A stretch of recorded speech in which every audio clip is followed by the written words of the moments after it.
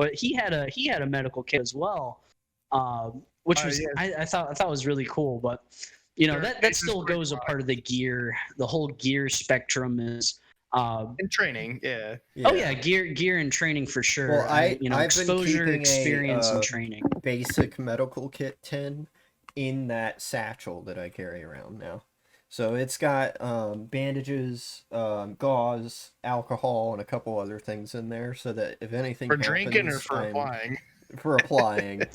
I don't think I'd recommend drinking this. And I think they're like well, pads. if it gets the job done, yeah. If you can light it on fire, as my mom says, if you can light it on fire, you can use it to sterilize. Again, coming from the medical background, my mom being a nurse. But man. Yeah, it's got bandages, 1x3 inch bandage, six of those, 6 small bandages, 4 butterflies, 2 spot bandages, 2 knuckle bandages, 5 antiseptic wipes, 3 He pulled out the entire list from that kit. Yeah, tell you what, it's on the back of those bandages. Like half the time, I don't know what sort of band. I was like, okay, if it fits, put it on. Yeah, oh, totally. I mean, I've actually tell me, like if I'm out in the field, don't say, hand me that 1x3, yada yada yada. I'm just like, okay, if this fits, because that's about the extent. I have used at least 1 or 2, and I'm not very picky when it comes down to actually using them. Yeah, but I do. There are waterproof matches, apparently. Oh, well, there you go. There's a razor blade. Actually, the other thing too, I guess, I highly recommend is everyone learn how to use Quick Clot. Yeah. Quick Clot in Tourniquet. Yes. Tourniquet. Oh my goodness! There's the whole stop the bleed classes that you can take, slew of it. And you gotta know when to actually use a tourniquet, because a lot of people don't know when to properly use them.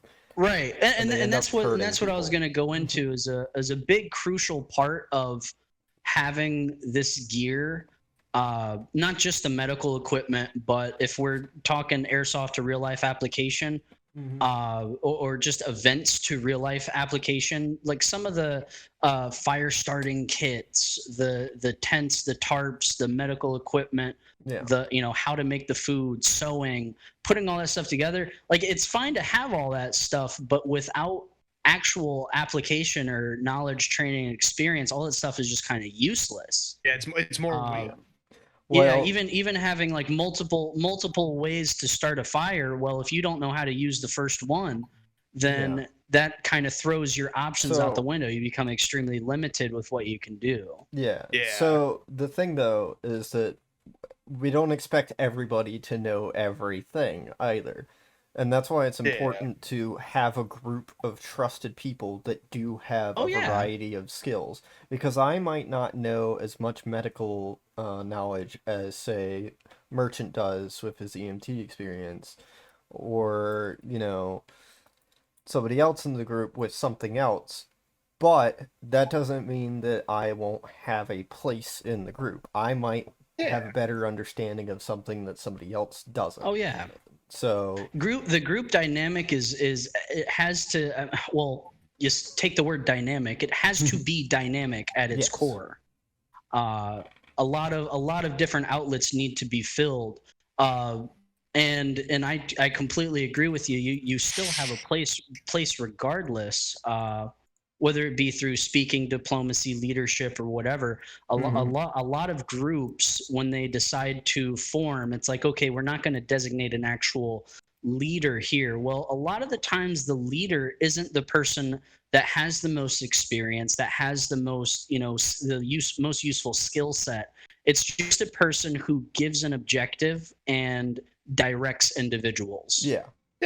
And that, whether that person be the most experienced or not is besides the point. But I'd say a benefit with our group is that at any given time, any one of us can be in that leadership role.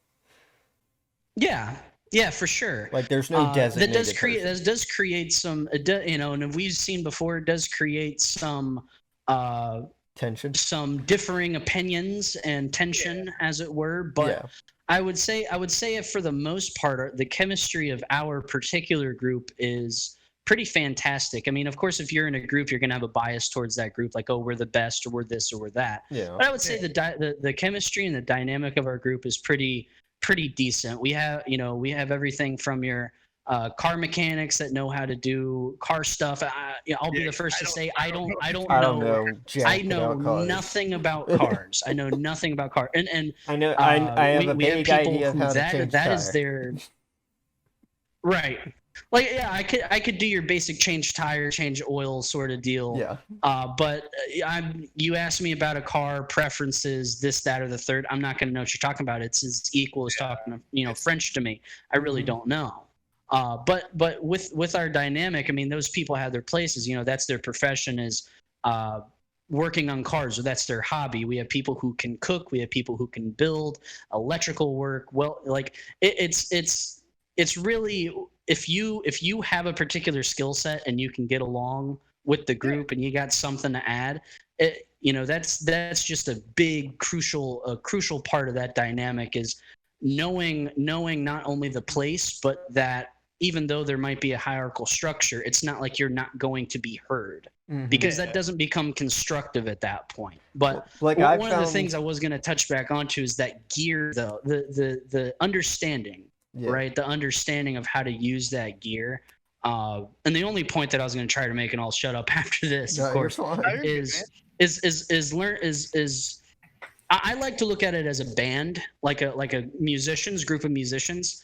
If the guitarist goes down and the singer's left up on stage, can that singer pick up the guitar and play the guitar, sort of deal? Not to the same degree as the guitarist, but learning how to use the gear and apply it, sort of deal. Yeah. Like if our lead medical guy were to go down, could we still improvise with the people that we have? Yeah. Could we manage? And having that training, the exposure, and how to use that gear is crucial for sure. Not just having it, of course. That's why in Wasteland 3, like, some of the general skills I try to spread across the board is not only firearm stuff but medical stuff. Yes. Because sometimes your medic can go down in a fight, and you want to try to medic them back in, and you can't because you don't have a high enough level or whatever. Yeah. So there's a couple skills you generally want to kind of spread across your group, so they can just generally be efficient. I will say with games, especially games like CRPGs like Wasteland and stuff like that, you can only really do that so much, because the main focus is going to be on a specific build for your characters. Yeah. And you don't want to waste your points on something you're not necessarily going to use in the long term. So in the Let's Play we've been doing, I've pretty much taken nothing in medical, because that's your primary focus, and no doubt we will get a second character at some point that will also have that focus, so that we could at least have two people at all times with those skills. So if one goes down, then the other one can take over.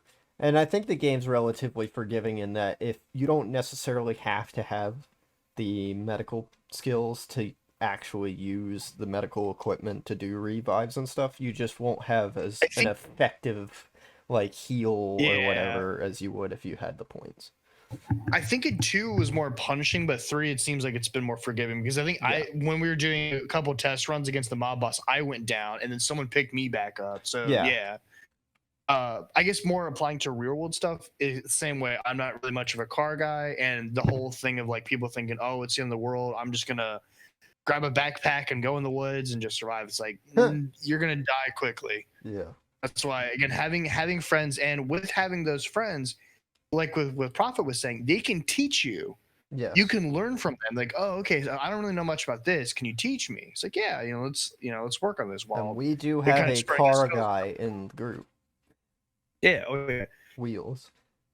So we could. Yeah, we've got Wheels. We've got Anthony. Boxmag. Yeah, we got Boxmag. Anthony's a really good cook, which I'd love to learn some recipes from him. Oh yeah. We got most of us have firearms at least experience. I wish 2020 we could have done more of. I wanted to go to the range more. Same. But generally, most of us know how to use a firearm.